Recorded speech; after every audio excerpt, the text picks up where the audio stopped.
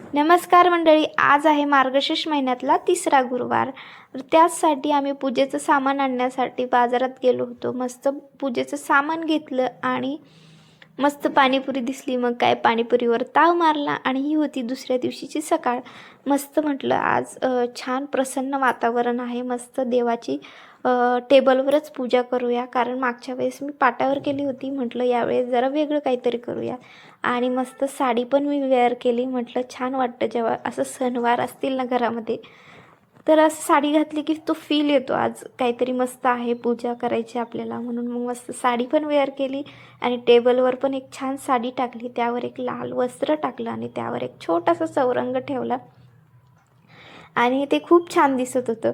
मला खूप म्हणजे मला पहिल्यांदा असं डोक्यात कल्पना होती की छान दिसेल, पण ते प्रत्यक्षात जेव्हा केलं ना ते खूपच छान दिसत होतं।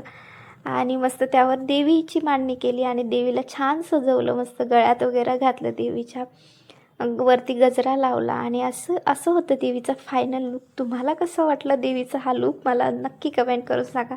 खूप छान दिसत होती माझी ती देवी, खूप गोड दिसत होती, मला तो खूपच आवडलं।